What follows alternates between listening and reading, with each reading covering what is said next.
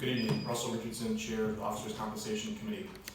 I want to communicate my disappointment in the way that our discussion was handled both by members of the board and many off of it. We thought we were presenting something to you guys for us to deliberate on together, work together to find the right approach. Turns out that was wrong.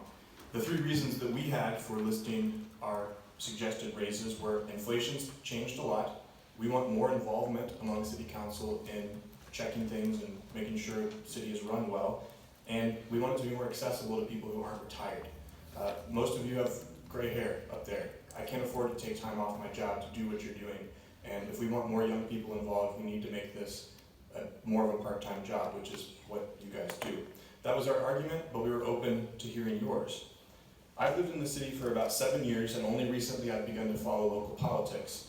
Last week I tried to call another meeting of the Compensation Committee. By statute, we were allowed 15 meetings before submitting a decision, and unprompted, the city manager intervened and asked the attorney to prevent us from meeting again, demanding that our previous decision, which I had not submitted to you, was final.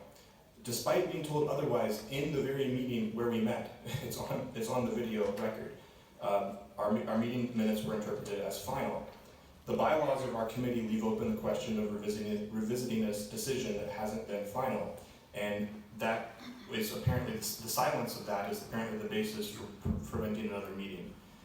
There was basis for this argument didn't have to be made if people were willing to see it. You can send it back to us. We're glad to revisit and take the reasonable feedback into consideration. Last week it was suggested that the negative culture on this council resulted in the exit of 2 city staff people. Both of those people have been talking about retiring for years, months now. So to use that as political leverage is shameful.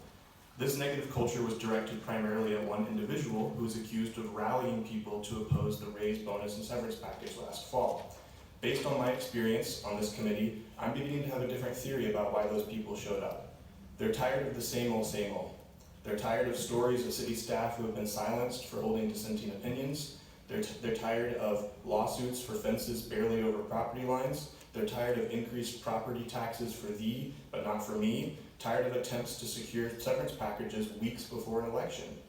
And watching the planned retirement of these 2 individuals being used as political ammo is really shameful, and my own experience from this Officers Compensation Committee. I want to be charitable and give the benefit of the doubt to our city manager, but I wonder about these things. Maybe there's an easy and reasonable explanation, and I would open-mindedly be welcome to hear it. Competence is appreciated, but the people of Hillsdale